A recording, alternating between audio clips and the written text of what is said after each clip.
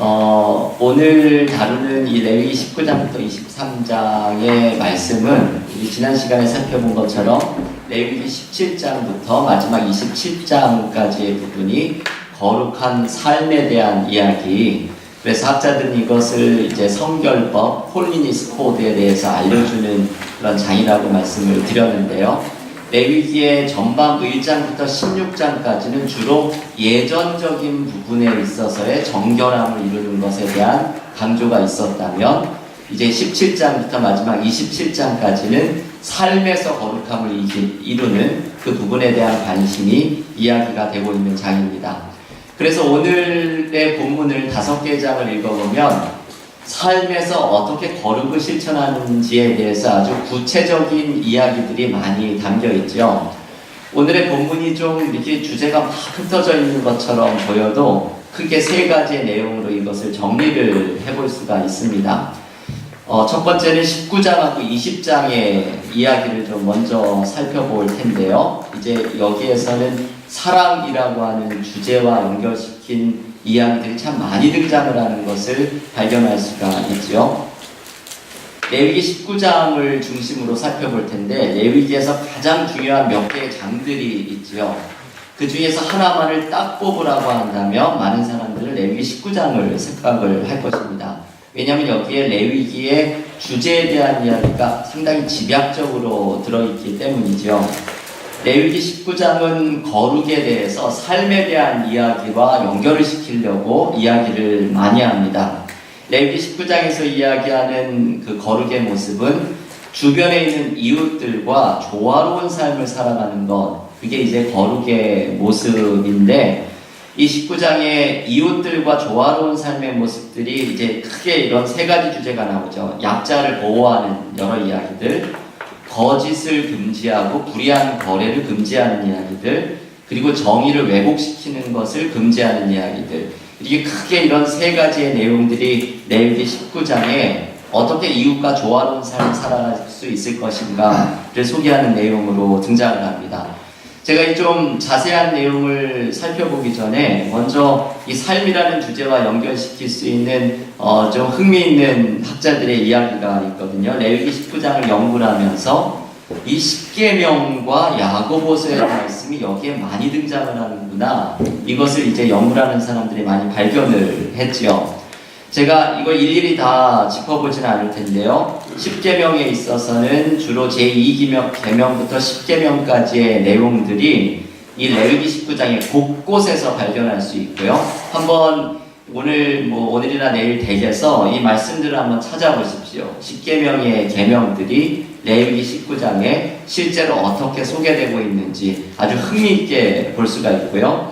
그리고 야고보서의 말씀도 마찬가지죠. 맹세를 금지하는 이야기든지, 노동을 착취를 금지하는 이야기라든지, 사람을 차별하지 말라는 이야기라든지, 사람을 비방하지 말라는 말씀이라든지, 이 여러 가지 야고보서에 등장하는 주제가 레위기 19장에 그대로 등장을 하고 있습니다. 어쩌면 이 야고보서의 저자가 레위기 19장에서 많은 그 은혜를 받고서 야고보서가 기록이 되었을지도 모른다고 얘기할 정도로 이렇게 야고보서와 레위기 19장에 많은 공통된 주제들이 담겨 있습니다.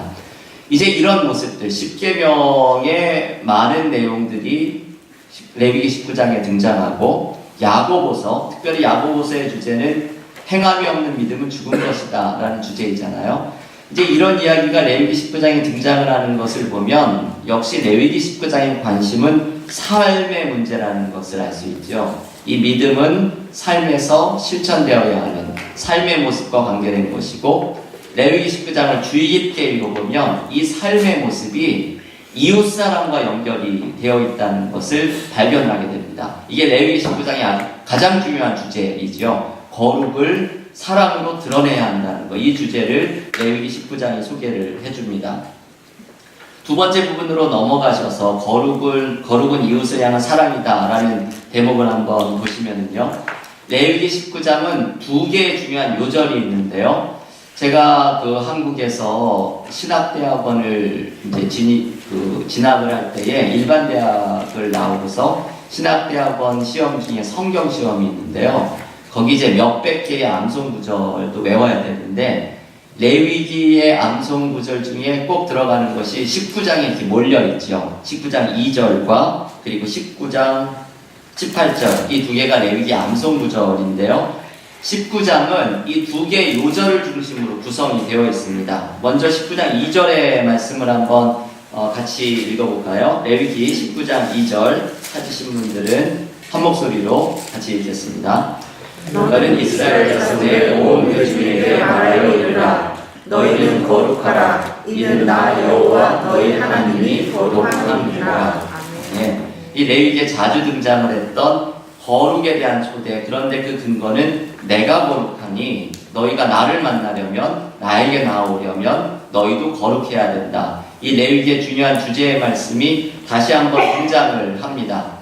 우리가 이 주제에 대해서는 이미 여러 차례 살펴보았고 레위기가 말하는 거룩은 제가 다시 써드렸지만 삼중적인 의미를 가지고 있었죠. 구별, 부정함으로부터 구별돼야 하고 그 목적은 하나님께 속하는 것이고 그래서 완전해지는 것, 하나님의 완전함 같이 우리도 완전해지는 것, 이게 레위기가 말하는 거룩의 삼중적인 의미인데 내가 거룩하니 너희도 거룩하라 라는 이 레위기 19장 2절의 말씀이 다시금 이 레위기에 등장을 하고 있죠. 우상 숭배를 금지하는 4절의 말씀이나 뒤틀림, 혼합을 경계하는 것, 그 19절에 중요한 말씀이 나오죠. 두 개의 실로 짜지 말고 두 개의 실을 뿌리지 말고 이런 혼합에 대한 경계는 바로 구별이라고 하는 레위기의 주제를 살려주기 위함입니다. 그리고 여러분 읽으시면서 좀 이해가 안 되는 표현들이 몇 개가 있는데 그 중에 하나가 27절 말씀이지요. 레위기 19장 27절의 말씀을 보면 이런 말씀이 등장을 하죠. 머리카락을 둥글게 깎지 말고 수염 끝을 손상하지 말며. 근데 이 말씀이 이게 무슨 의미일까? 왜 이렇게 머리를 하지 말라는 걸까? 수염은 왜 이렇게 하지 말라는 걸까? 하는 이게 우리가 궁금하게 질문이 일어나지만 이어지는 28절에 보면 죽은 자에 대한 말씀을 통해서 아마도 이방의 장례하는 모습 가운데 이런 머리 모양의 모습이 있었던 것으로 보여지요. 레위기가 말하는 이 구별된 그 이방의 그 가증한 풍습으로부터 구별된, 부정함으로부터 구별된 이 첫 번째 거룩의 의미가 바로 이제 이러한 말씀들에 등장을 하고 있는 것이고, 오늘 우리가 레위기 20장은 살펴보지 않을 텐데요. 왜냐하면 지난주에 묵상을 했던 18장의 주제가 이어지고 있기 때문입니다. 사랑과 성의 문제에 있어서도 구별된 그 왜곡됨을 없애야 되는 것, 이게 레위기 20장에 다시 한번 반복이 되고 있습니다. 지금 이 첫 번째 요절 말씀, 내가 거룩하니 너희도 거룩하라라는 것은 구별과 하나님께 속함과 온전함이라는 주제의 말씀들이 레위기 19장에 등장을 하는 것이죠. 그런데 이 첫 번째 요절과 함께 또 다른 축을 이루는 것이 레위기 19장 18절의 말씀입니다. 이게 꼭 외워야 되는 말씀이죠. 예수님도 인용하셨던 아주 중요한 말씀이죠. 레위기 19장 18절 한 목소리로 읽겠습니다. 원수를 갚지 말며 동물을 원망하지 말며 내 이웃 사랑하기를 내 자신과 같이 사랑하라. 나는 여호와이니라. 아멘. 레위기 19장 18절의 말씀이 이 레위기의 또 중요한 암송 구절입니다. 여기에서 말하는 것은 레위기가 이제 거룩을 사랑과 연결을 짓는 것이죠. 이 레위기 19장의 두 주제 구절을 보세요. 거룩하라, 사랑하라. 이게 연결이 되어 있다는 것을 레위기 19장은 이야기를 합니다. 한마디로 이야기하면 거룩은 사랑을 통해서, 이웃 사랑을 통해서 드러나야 한다라는 것을 레위기 19장은 강조하는 것이죠. 사랑으로 거룩을 드러내야 한다는 이 메시지의 예를 이제 레위기 19장에서 많이 찾아볼 수 있는데 제가 세 가지만을 한번 좀 특별히 강조해서 말씀을 드리겠습니다. 첫 번째는 다 거두지 말라라는 말씀이죠. 레위기 19장 9절부터 10절에 나오는 말씀. 우리가 이렇게 많이 익숙한 말씀이잖아요.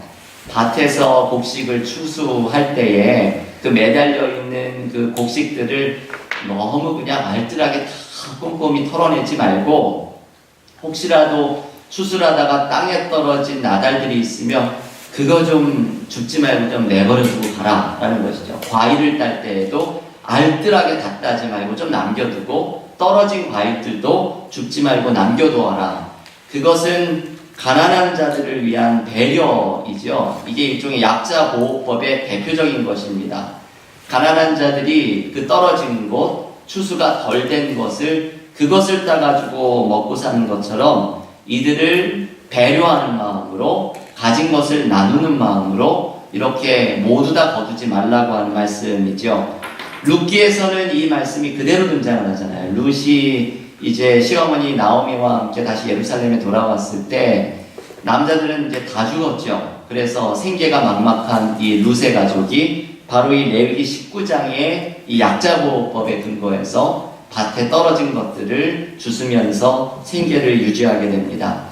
이 첫 번째 말씀에서 보여주는 것은 가진 것을 나누는 너그러운 마음, 이게 바로 거룩의 모습이라는 것이죠. 이게 우리에게 참 이게 도전이 되는 말씀이죠. 거룩은 너그러운 마음으로 드러내는 것이다.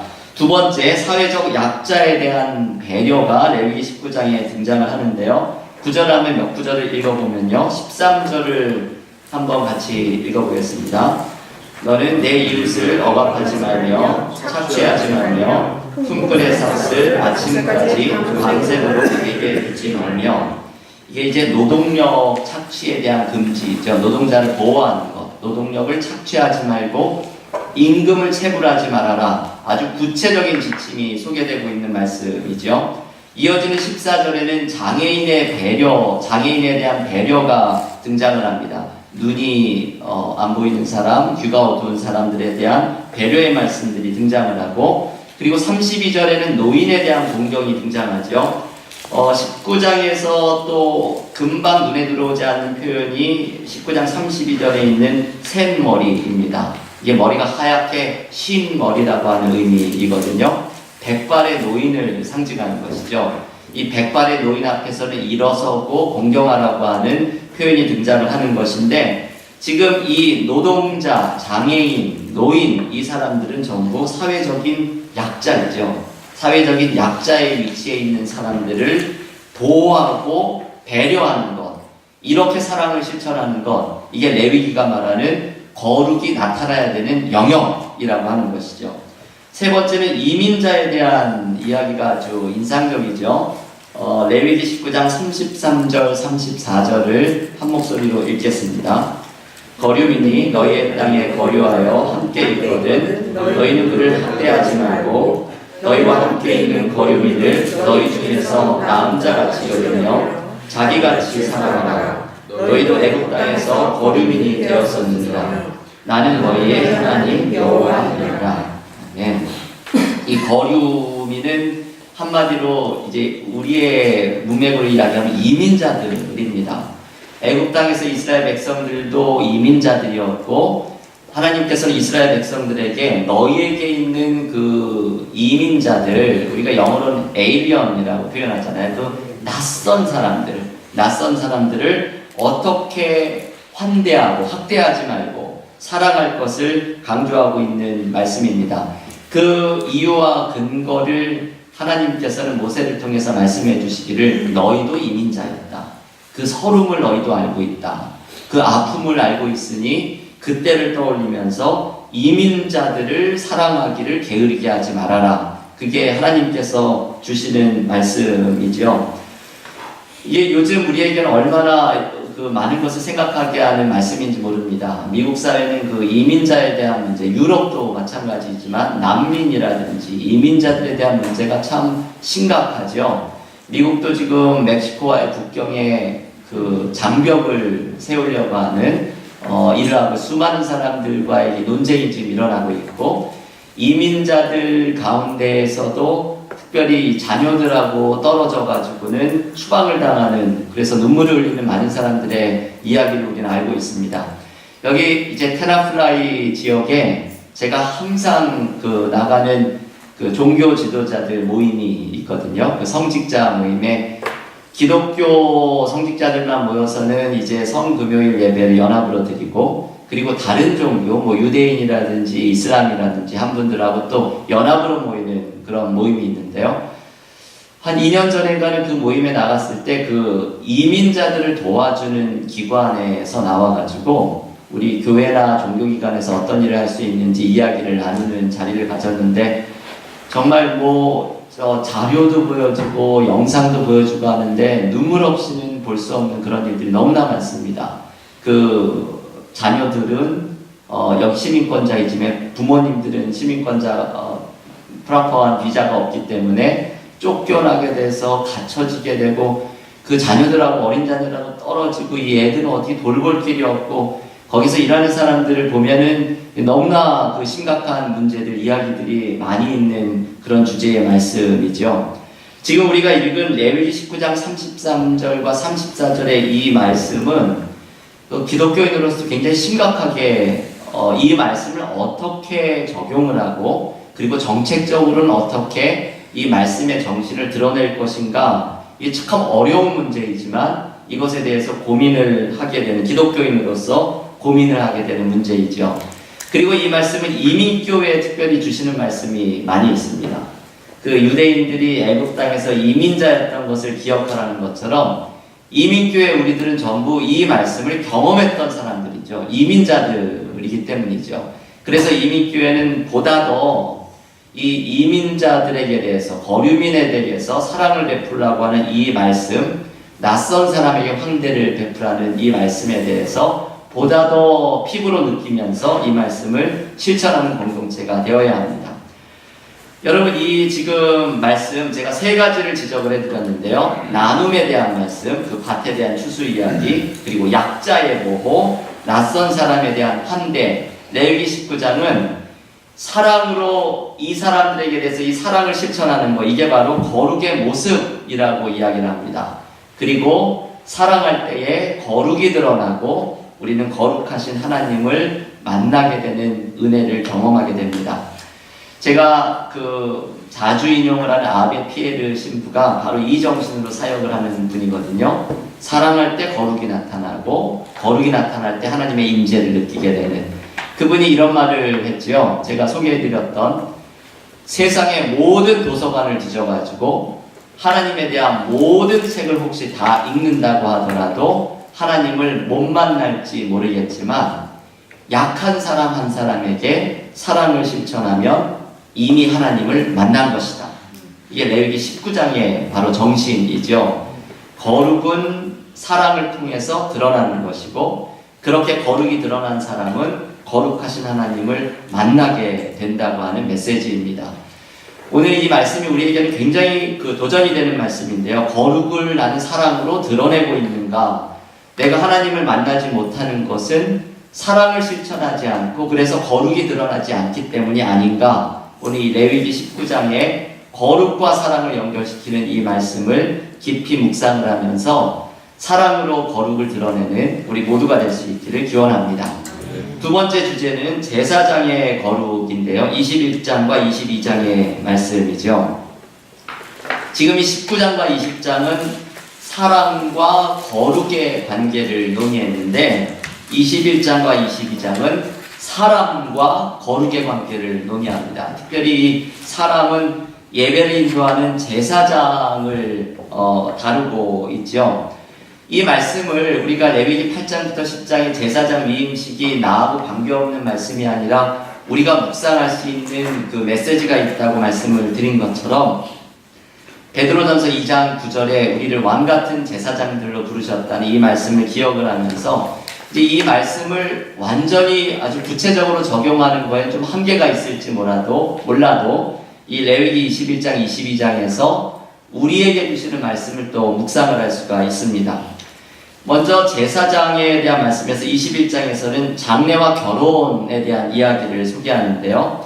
장례에 대한 문제가 중요한 것은 우리가 이미 배웠죠. 죽음과 관계된 것을 모두 부정하는 것으로 보는 그 정결법의 이야기 때문입니다.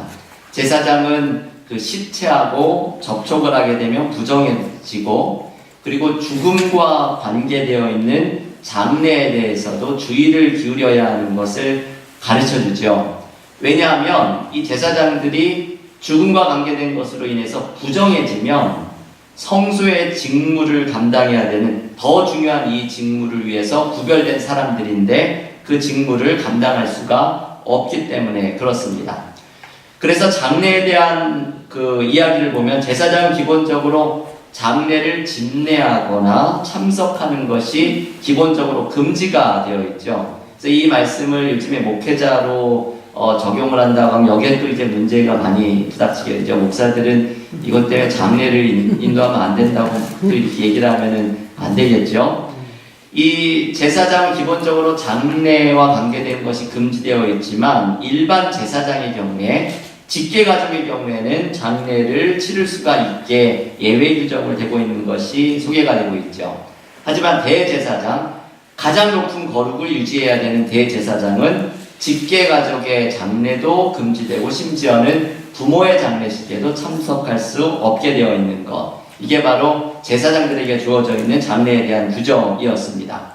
장례 문화에 있어서는 일반 백성들은 아까 얘기했던 이방의 관행이 있죠. 머리를 둥글게 깎거나 수염을 다지는 이런 이방의 장례식의 문화는 금지가 되었지만 일반적인 장례식의 관행, 머리털을 풀거나 옷을 찢거나 이러한 일반적인 관행은 허용이 되었죠. 일반 백성들에게는. 근데 제사장들은 이제 엄격하죠. 제사장들은 보다도 엄격하게 오늘 보면 21장 5절 같은 말씀에 보면 머리털을 밀거나 수염을 깎는 것이 일체 금지가 된 이 장례 규정에 있어서 제사장들은 조금 더 엄격해지고 그리고 대제사장은 어떤 행위의 애곡 행위도 금지가 된 이 장례와 관계된 모든 것으로부터 대제사장은 멀리하면서 거룩의 가장 높은 차원을 유지해야 되는 그렇지 않으면 이 대제사장을 통해서 그 욤키퍼 지난주에 살펴본 대속죄일과 같은 이런 이 은혜의 예배를 집례할 수가 없게 되기 때문이죠. 결혼에 대한 구정에 있어서는 간단하게 살펴볼 텐데요. 21장 13절부터 15절에 처녀와 결혼해야 한다는 이러한 규정이 등장을 하죠. 지금 이제 이 말씀은 제사장이 가정을 꾸릴 때에 흠이 없고 완전한 모습으로 가꾸어야 하는 것을 강조하는 말씀입니다. 여러분 지금 이 말씀, 장례에 대한 말씀, 그리고 결혼에 대한 말씀, 제사장들에게 이 말씀이 등장을 하는 것은 가정의 영역을 알려주는 것이죠. 거룩을 실천해야 되는 영역 가운데 가정이라고 하는 영역이 참 중요하다는 것. 장례와 결혼과 같은 가정의 대소사의 문제부터 결혼과 가정생활의 모든 일에 이르기까지 하나님 앞에 나아가는 예배자들은 가정에서부터 거룩을 실천하는 삶이 되어야 한다. 이 거룩을 드러내야 되는 영역이 이 가정으로부터 시작되어야 된다라는 메시지를 우리에게 묵상하게 하는 대목입니다. 두 번째로 제사장의 흠에 대한 규정, 레위기 21장 16절부터 24절까지 나오는데요. 한마디로 제사장의 신체적인 자격 요건이죠. 제사장이 가지고 있는 몸의 흠들에 대해서 이야기를 합니다. 이 아주 재미있는 것은요. 제사장의 몸의 흠들이 12가지가 소개가 되는데 이 12가지의 제사장의 몸에 나는 흠들이 그 다음 장에 나오는 그 동물들, 제사 드릴 때 제물로 바치는 제물들의 그 흠들하고 굉장히 유사하다는 것을 발견할 수가 있게 되죠. 제사장의 흠들은 뒷면으로 한번 넘겨보시면요. 이제 이런 것들이 대표적으로 있죠. 맹인이라든지 다리 저는 자라든지 손이 부러진 자, 습진이 있는 자, 이제 이런 것들인데 이 리스트들을 보게 되면은 요즘 말하는 장애라든지 몸의 질병과 같은 것들도 제사장이 돼서는 안 된 자격 요건의 미달로 소개를 했다고 등장을 하고 있죠. 요즘의 시각으로 보면 장애인에 대한 차별이 아니냐라고 생각을 할 수 있는 대목인데요. 우리가 이미 레위기 19장 14절에서 묵상을 한 것처럼 장애인을 차별하지 않는 것이 거룩의 정신 중에 하나였죠. 그래서 이 제사장에 대한 이 말씀을 뭔가 장애인에 대한 차별의 시각으로 보는 것보다도 이 제사장의 몸에 있는 흠들은 상징적인 의미로 좀 읽어가는 것이 보다 더 좋을 것 같습니다. 그것은 거룩의 속성인 완전함에 대해서 강조를 하려고 하는 것이죠. 본문에도 이 제사장에 대한 말씀 중에 불완전한 자라고 하는 표현이 등장을 하는데, 우리가 하나님께 예배를 드리는 제물도 흠이 없는 완전한 것을 드리는 것처럼 이 예배를 인도하는 제사장들도 몸과 마음에 있어서 완전함으로 하나님 앞에 나아가야 하는 사람들이 되어야 하는 것, 그것을 강조하고 있는 대목입니다. 제사장에 대한 마지막 규정은 성물을 먹을 수 있는 자격에 대한 규정이죠. 22장 말씀인데요. 일반 백성들은 성물을 일체 먹을 수가 없게 되어 있었죠. 이 성물은 크게 두 가지인데요. 지성물이 있는데, 이 지성물은 예배 때 드려졌던 제물들이 다 지성물입니다. 그리고 일반 성물이 있는데, 그것은 예배 때 드려지지 않고 제사장에게 주어진 예물들이죠. 추수감사 예물이라든지 11조 같은 것도 제사장들이 받을 수 있는 성물에 해당되는 것들이죠. 일반 백성들은 예배 때 사용된 그 고기라든지 아니면 예배와는 관계없는 일반 성물, 모든 것들을 일반 백성들은 먹을 수가 없었지만 제사장들은 성물을 먹을 자격이 주어졌죠. 하지만 제사장들이 부정해지게 되면, 이 오염도가 있게 되면 성물을 먹을 자격을 상실하게 됩니다. 이게 레위기 22장 2절에 등장을 하고 있는 말씀입니다. 남은 내용들은 이 성물을 어떻게 먹는 것에 대한, 무엇을 먹지 못하는지에 대한 이야기들을 한번 읽어보시면 되겠습니다. 여러분, 지금 이 제사장에 대한 이 모든 말씀들, 가정에 대한 이야기로부터 시작을 해서 제사장의 완전함에 대한 이야기, 그리고 성물을 먹는 규정, 부정해지면 성물을 못 먹는다 라는 규정에까지, 이 모든 이야기들은 제사장들, 그리고 우리에게 조금 더 넓게 적용을 하면 하나님께 예배로 나아가는 예배자들이 완전해야 한다는 것을, 온전해야 한다는 것을 가르쳐주는 말씀입니다. 예배자는 그 형식과 마음에 있어서 온전함으로 나아가야죠. 제가 이 말씀을 묵상을 하면서 다윗의 이야기가 생각이 났습니다. 여러분, 사무엘이 다윗을 선택할 때 그 이야기를 잘 아시죠? 다윗의 형들이 이렇게 차례대로 이세 아들들이 왔는데, 하나님께서 사무엘에게 너무너무 잘생겼고 용맹하게 보이고 지혜도 있어 보이는 그 아들들, 형들은 전부 다 하나님께서 아니다 라고 패스를 하게 하십니다.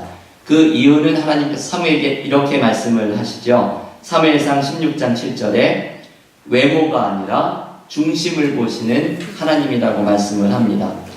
오늘 이 제사장에 대한 말씀을 기억하면서 예배자의 모습을 묵상을 하면서 이 사무엘상 16장 7절의 말씀을 우리가 기억을 하면 좋겠습니다. 하나님께서 제사장들에게 외모가 아니라 중심을 보면서 그 완전함으로 나아갈 것을 원하시는 것처럼, 우리에게도 하나님께 나아가는 예배자는 중심을 보시는 하나님께 온전한 몸으로, 그리고 온전한 마음으로 예배에 나아가는 것, 이게 바로 거룩을 실천하는 방법이라는 것이죠. 우리의 예배를 한번 돌아보시면서 나는 하나님께 예배로 나아갈 때 이 온전함으로 나아가려고 노력을 하고 있는가?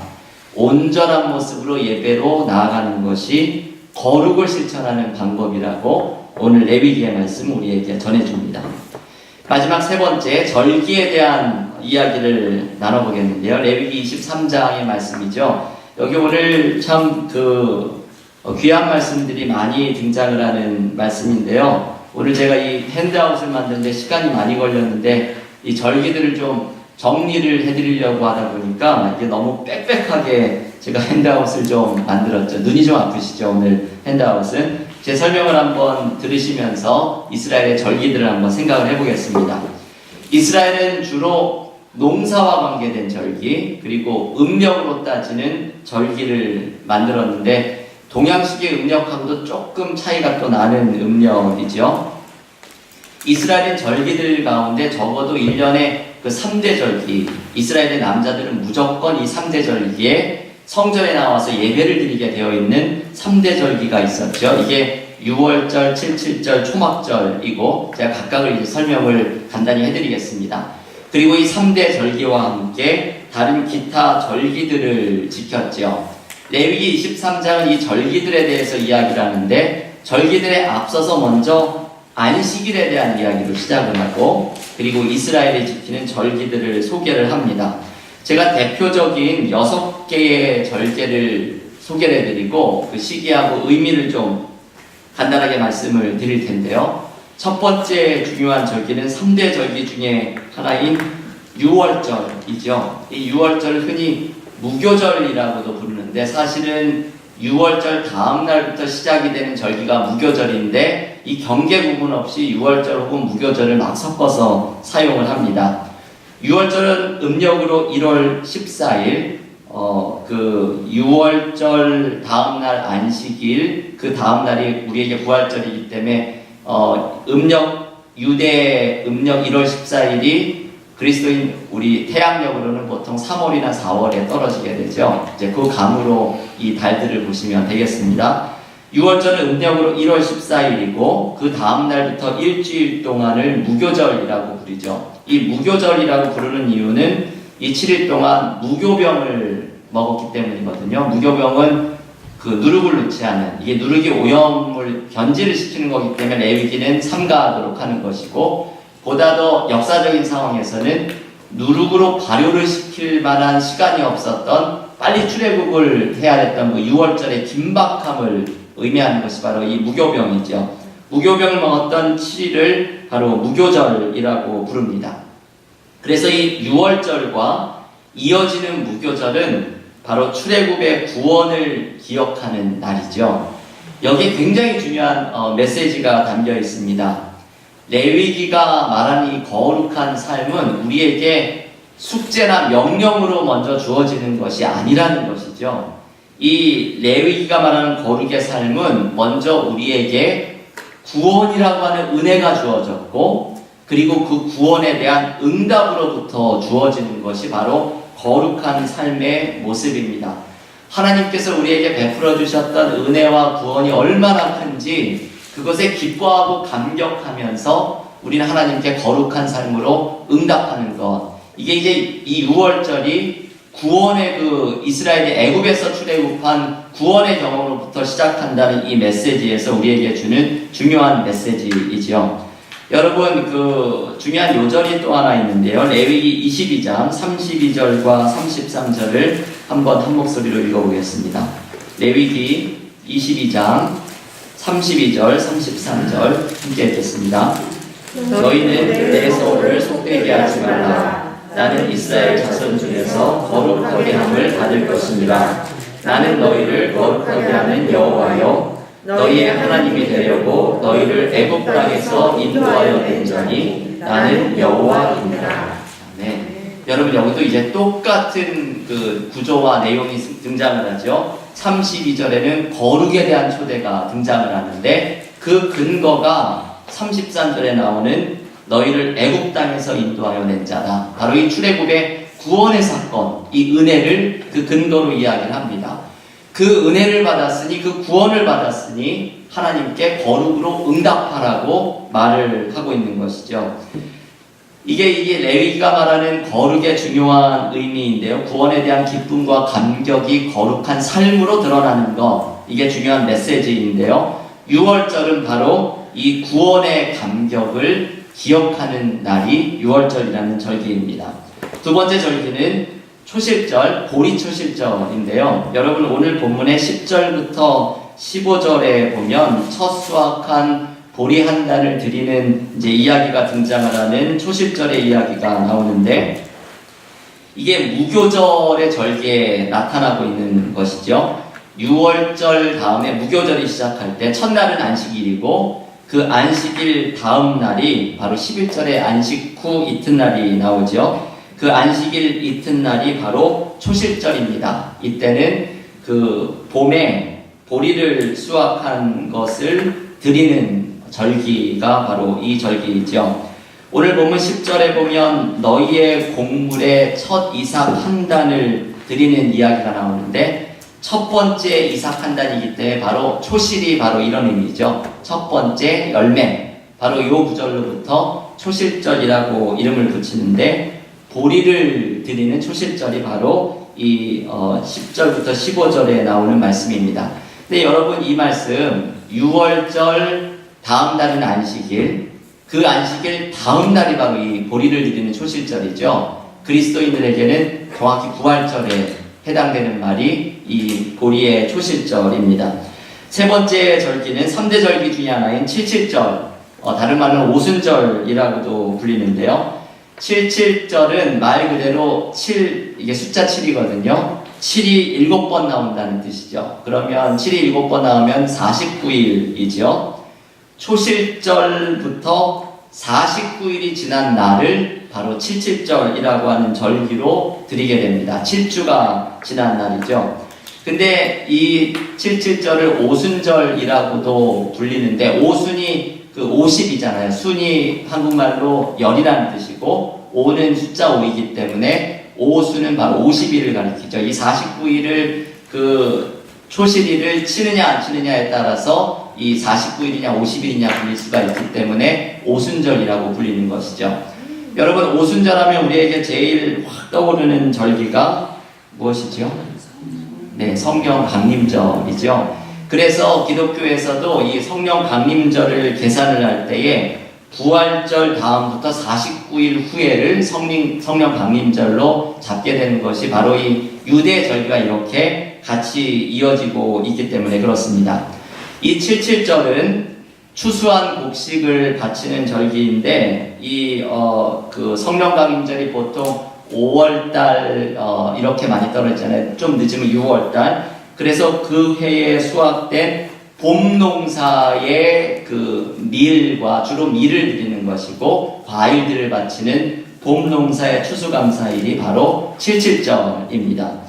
그리고 이 칠칠절의 또 다른 의미는 이스라엘 백성들이 이제 6월절 후에 49일을 광야의 여정을 하면서 도착하는 것이 바로 시내산이죠. 시내산에서 10계명을 받았기 때문에 칠칠절은 10계명을 받은 것을 기념하는 날이기도 합니다. 그래서 이 칠칠절은 두 가지의 의미를 가지고 있죠. 봄 추수감사일이면서 동시에 토라를 받은 10계명을 받은 기념일이라는 것이고, 그리스도인들에게는 바로 성령이 강림한 오순절, 성령 강림일이 바로 이 절기에 해당되는 의미가 깊은 절기입니다. 네 번째 절기는 나팔절인데요. 이 나팔절은 이스라엘의 신년이죠. 23절부터 25절에 나옵니다. 이 나팔절은 음력 7월 1일인데요. 올해의 나팔절은 제가 이렇게 달력을 찾아봤더니 9월 30일이 이 나팔절인데, 새해 첫날이고, 우리는 이 히브리어가 더 익숙하죠. 로시 하샤나. 애들이 이제 학교를 쉬는 날이기 때문에 아마 학부모님들은 이거를 너무나 다 잘 아실 겁니다. 이것을 나팔절이라고 부르는 이유는 양의 뿔로 만든 나팔을 불면서 새해가 시작되는 것을 알리는 절기이기 때문에 바로 나팔절이라고 불리는 것이고요. 그리고 7월에 있는 또 다른 중요한 절기는 5번에 있는 대속제일 욤키퍼, 이거는 음력 7월 10일입니다. 신년이 시작되고 열흘째 되는 날에 이 대속제일을 지키게 되죠. 올해는 달력을 찾아봤더니 양력 10월 9일, 이제 10일이 지난 후의 날짜입니다.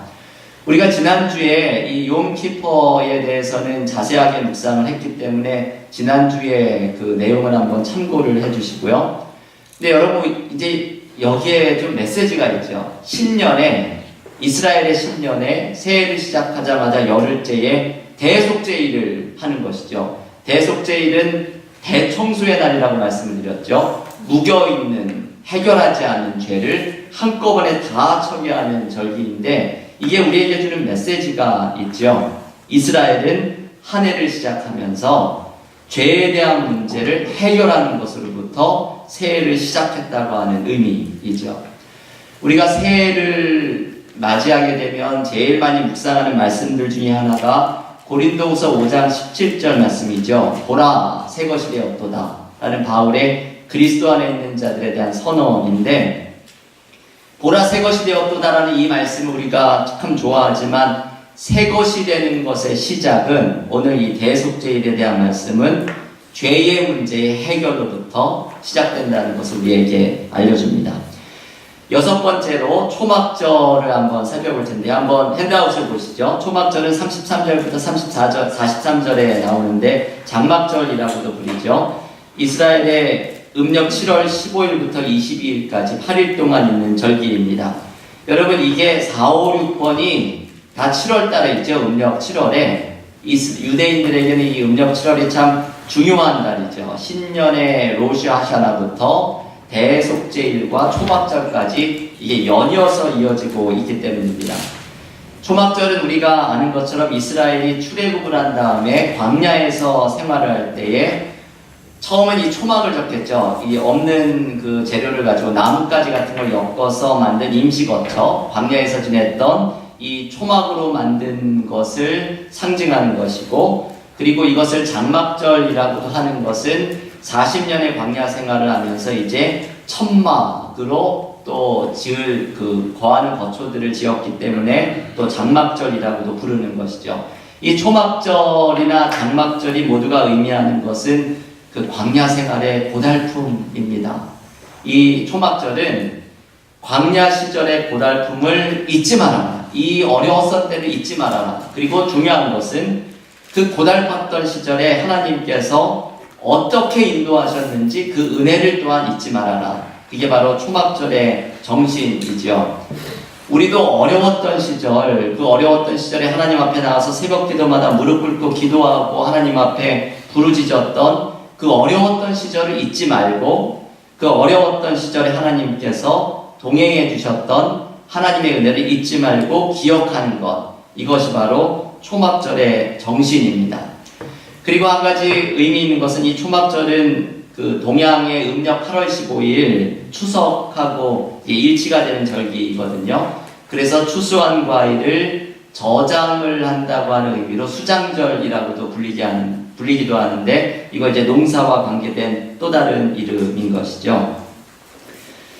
이 6가지의 절기 중에서 이스라엘의 3대 절기는 6월절, 7.7절, 초막절이라고 말씀을 드렸죠. 이 각각의 의미들을 한번 보시고, 이것과 그 기타 절기로는 수전절, 하누카라고 성전을 다시 회복한 이야기가 그 중간기에 나오는 역사적인 사건이 있죠. 그리고 불임절, 에스더의 이야기, 유대인들이 학살당할 뻔한 위기로부터 하나님께서 건져주신 것을 기억하는 사건, 이것이 또 다른 기타 절기에 들어가는 내용입니다. 이것들이 이제 유대인들이 지키는 절기이죠.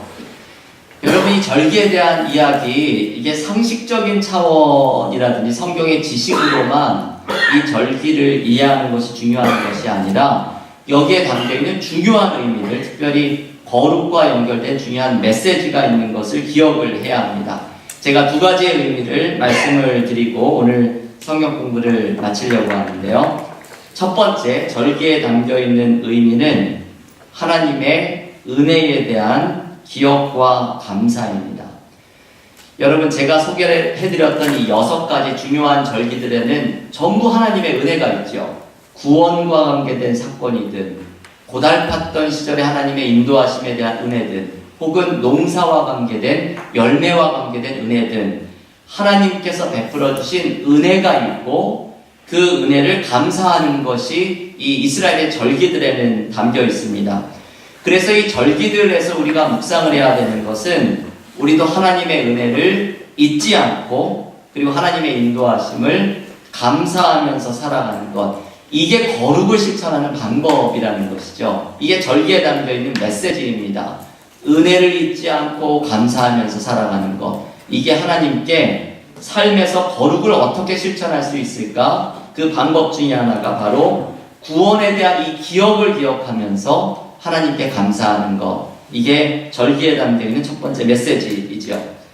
두 번째, 절기가 가지고 있는 의미는 제가 이걸 어디에서 봤는지 모르겠습니다. 누가 얘기를 했는지, 제가 생각을 했는지 어디 좀 출처를 찾을 수가 없는데요.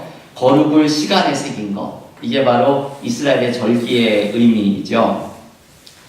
레위기 23장이 안식일로부터 시작을 했죠. 안식일의 의미는 이런 것이죠. 일주일의 삶 속에서 쉼의 리듬을 새겨놓은 것입니다.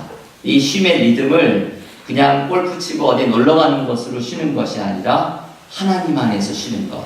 이 일주일의 삶 속에 쉼의 리듬을 만들어 놓은 것이 안식일의 정신이고, 그러면 지금 오늘 우리가 묵상했던 이스라엘의 절기는 어떤 의미인가?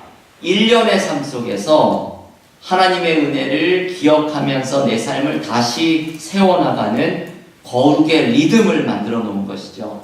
1년이 그냥 아무런 구분 없이 흘러가는 것이 아니라 특별한 절기들을 통해서 하나님의 은혜를 기억하고 하나님의 인도하심을 기억하면서 내 삶을 다시 한번 세워나가는 거룩의 리듬을 1년 중에 만들어 놓은 것, 이게 바로 이스라엘의 절기가 가지고 있는 의미입니다.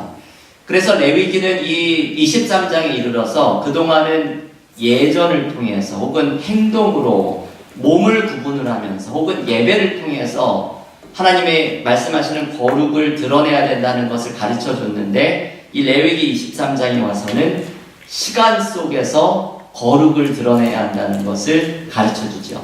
시간 속에서 거룩을 드러낸다는 것은 이런 의미이죠.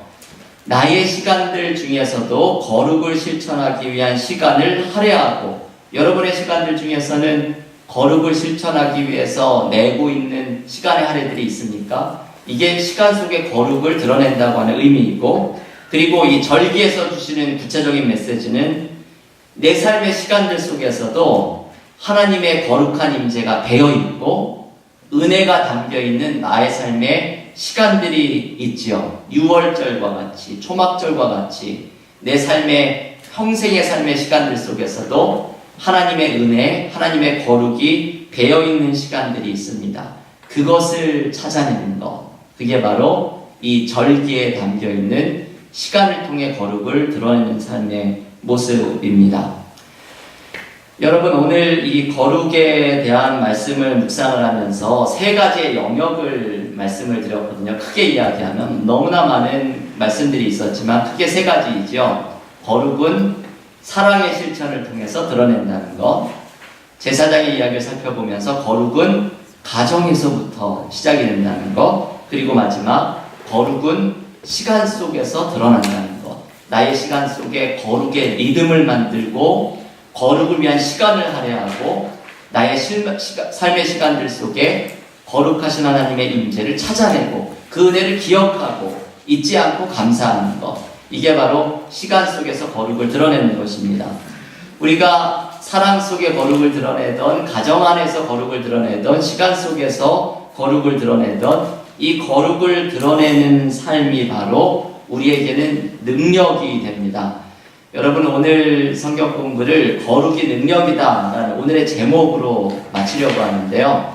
제가 이번 성경 공부를 시작하면서 레위기 성경 공부의 주제를 이 말씀으로 정했습니다. 거룩이 능력이다 라는 말씀이죠. 왜 거룩이 능력입니까?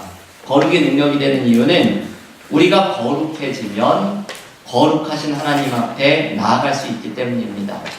거룩한 삶을 드러내는 사람은 거룩하신 하나님을 만나기 때문입니다. 그래서 만약에 나의 삶에서 하나님을 만나는 그 하나님의 임재에 대한 경험이 약하다고 하다면 그 이유가 무엇일지를 생각해 볼 때에 이것을 한번 물어봐야 합니다. 내가 레위기가 말하는 거룩한 삶의 모습이 나타나고 있지 않은 것은 아닌지, 사랑을 통해서 거룩이 드러나고 가정 속에 거룩이 드러나고 시간 속에서 거룩이 드러나는 이 삶의 모습이 부족한 것은 아닌지, 그래서 내가 하나님의 임재를 거룩하신 하나님을 만나고 있지 못한 것은 아닌지, 이것을 물어보아야 합니다. 오늘 이 말씀의 결론으로 거룩의 능력이다 라는 말씀을 묵상을 하면서 우리의 삶 속에서 거룩을